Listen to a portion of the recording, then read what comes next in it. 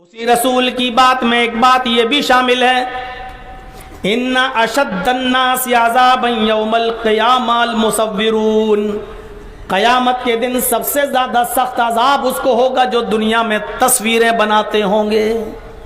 کھینچو اپنے موبائلوں میں تصویریں، لو سیلفی۔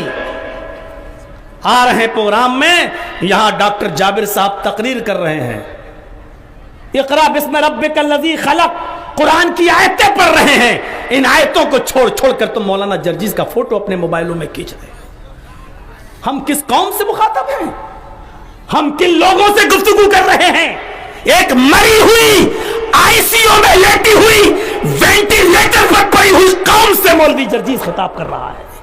یہ مردہ قوم جنہوں نے جلسوں کو عیاشی اور ذہنی عیاشیوں کا ریزن بنا دیا ہے، مولوی جرجیز ایک مری ہوئی مردہ قوم سے خطاب کر رہا ہے۔ اتنی بے غیرت قوم جو قرآن کی آیتیں چھوڑ کر ایک مولوی کے پیچھے بھاگے گی اس کا فوٹو لینے کے لیے، کھینچنے کے لیے۔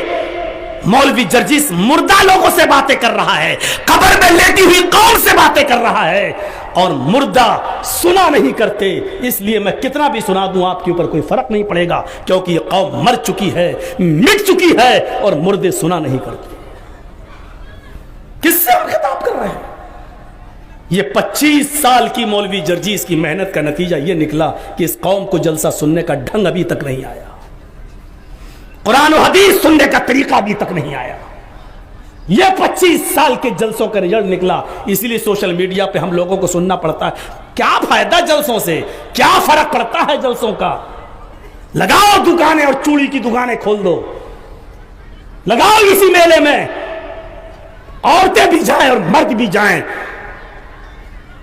دوڑیں، اور لڑکے لڑکیوں کا اختلاط ہو، مرد عورتوں کا اختلاط ہو۔ یہ جلسوں کا اثر ہوا ہے، 25 سال کی محنت کا نتیجہ یہ نکلا ہے۔ آج سننا پڑے گا، تمہیں نہیں تمہارے باپ کو بھی سننا پڑے گا۔ گالی دے دینا، بہت موقع ہے، 1.5 گھنٹہ 1 گھنٹہ بولوں گا، اس کے بعد گالی دے دینا جتنی دینا ہو۔ 25 سال سے سن رہا ہوں، آج بھی سن لوں گا، کوئی فرق نہیں پڑتا۔ اسی لیے میں نے ذہن میں نہیں تھا میرے یہ موضوع، لیکن یہاں آنے کے بعد میں نے یہ موضوع اٹھایا کہ اس کی ضرورت ہے آج معاشرے کو۔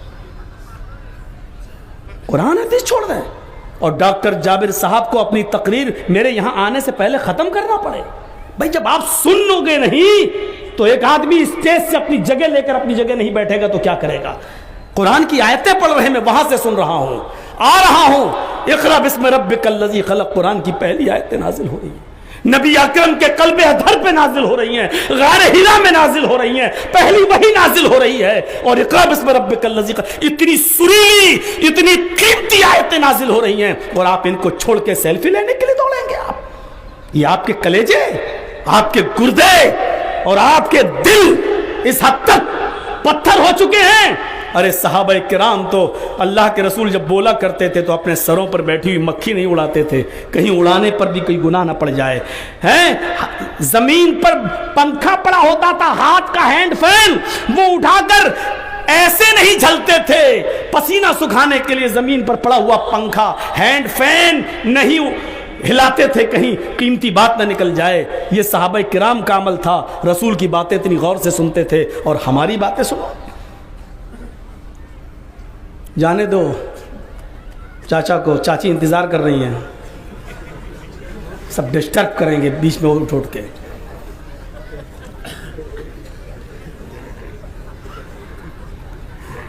میرے بھائیوں، آج مجھے یہ سخت جملے بولنا پڑے کہ ہم وینٹیلیٹر پر لیٹی ہوئی قوم سے خطاب کر رہے ہیں۔ اپنے آپ کو سدھارو۔ 25 سال، زمانہ کتنا ترقی کر گیا۔ سب سے پہلی تقریر اس جھارکھنڈ میں میری موہن پور میں ہوئی تھی، لالٹینیں جلتی تھیں، پھوس کے مکان ہوتے تھے، اور ایسی ایک چھوٹا سا تخت ڈال دیا تھا، اور ایسا مائک بھی نہیں تھا، اور مجھے یاد ہے کہ اس طرف بھی ایک لالٹین لٹکا دی تھی، ایک طرف اس طرف لالٹین لٹکا دی تھی۔ اب سوچو کہ کون سا زمانہ رہا ہوگا۔ اس زمانے میں میری سب سے پہلی تقریر موہن پور کی سرزمین پر ہوئی، اور اس دن سے لے کر آج تک کتنے دور بدلے۔ پہلے تقریریں چلتی تھی گول والی کیسٹوں میں، جو لمبی ہوا کرتی تھی، جو گھومتی تھی۔ اس کے بعد زمانہ بدلا تو ٹیپ ریکارڈ آیا، پھر وہ کیسٹوں میں ریکارڈ ہونے لگا۔ اس کے بعد زمانہ بدلا اور دھیرے دھیرے بدلتے بدلتے میرے بھائیوں آج وہ زمانہ آ گیا کہ آپ نہ کوئی ٹیپ ریکارڈ رکھتا ہے اپنے پاس، نہ کوئی وہ گول والی سیڈیاں رکھتا ہے اپنے پاس. اب آج تو یہاں بولو اور کل مولانا جرجیس انصاری آفیشیل چینل پر، راجدھانی چینل پر آپ اپنا میرا پروگرام آپ یہاں پوری دنیا سن سکتی ہے. آج یہ زمانہ اتنی ترقی کر گیا، لوگ اتنا آگے بڑھ گئے، لیکن جلسوں کا اثر کچھ نہیں ہوا. ہم جہاں پہلے تھے وہیں آج بھی ہیں میرے بھائیوں، اس میں کوئی تبدیلی نہیں آئی ہے. ہمارے رہن سہن میں کوئی تبدیلی نہیں آئی ہے. تقریروں میں کا جو اثر ہونا چاہیے تھا، جلسوں کا جو اثر ہونا چاہیے تھا، معاف کیجئے گا وہ نہیں پڑا ہے ہماری زندگی کے اوپر. مسجدیں جھونپڑی سے اور ٹاٹوں سے ہٹ کر عالی شان بن گئی، مدرسے ایئر کنڈیشن ہو گئے، ان ساری چیزوں میں چینجنگ ہوئی، لیکن جلسہ سننے والے جو پہلے تھے وہ آج بھی ہیں. جلسوں کا جو عدم احترام پہلے تھا وہی عدم احترام آج بھی ہے. جلسوں کی جو گستاخیاں پہلے لوگ کرتے تھے آج بھی وہی کر رہے ہیں. ہمارے اندر ادھر چینجنگ نہیں آئی، جبکہ قرآن کہتا فذکر ان نفعت الذکریٰ، اگر نصیحت فائدہ دے تو نصیحت کرو. اس کا مطلب کیا ہوا؟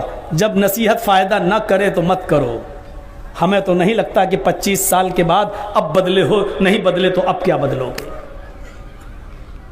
کچھ تو چینجنگ کرو، لاؤ سدھار. 25 سال کی اس لمبی زندگی میں جو میں نے جھارکھنڈ، بہار اور بنگال میں گزاری ہے میرے بھائیوں، آج تک جہیز کی لعنت ختم نہیں ہو پائی. ہوئی، باراتی ختم ہوئے، مدرسوں کی کمیٹیاں بن گئیں، مسجدوں کی کمیٹیاں بن گئیں، لیکن ان غریب لڑکیوں کی شادی کے لیے کوئی کمیٹی نہیں بنی کہ ان کا گھر بسایا جائے اور ان غریب لڑکیوں کی شادی کا انتظام کیا جائے. ایسی ایک کمیٹی بنائی جائے اور ایسی تنظیم بنائی جائے اور ایسے نوجوان اکٹھے کیے جائیں جو اعلان کریں کہ ہم بغیر جہیز کے شادی کریں گے، نہ ہم کسی کی بہن سے رشتہ جہیز لے کر کریں گے، نہ اپنی بہن کا رشتہ جہیز دے کر کریں گے. ایسی ایک ٹیم تیار ہو. آج ہوئی ایسی ٹیم؟ نہیں ہوئی. ہم تو 1 گھنٹہ 1.5 گھنٹہ بول کے چلے جائیں گے، لیکن ہمارے پاس ایسی ٹیم نہیں ہے اور نہ ہوگی. ہم تو بس کوئل ہیں، آواز اچھی ہے، سن کر لوگ ماشاءاللہ بہت اچھا بولے. کل چائے کی ہوٹل میں بس اتنی سی بات تعریف ہو جائے گی، ماشاءاللہ مولانا تقریر تو بہت اچھا کی ہے. اس کے بعد اور کچھ نہیں ہونا ہے. یہ تو 25 سال سے سن رہا ہوں میں، پک چکا ہوں سن کے. میرے بھائیوں اس سے اٹھیے اور کچھ کریے. وینٹیلیٹر پر لیٹی ہوئی قوم، ڈاکٹر بھی کہہ دیتا ہے جب تک آکسیجن ہے چل رہا ہے، پتہ نہیں کب اس کی سانس ختم ہو جائے. ہم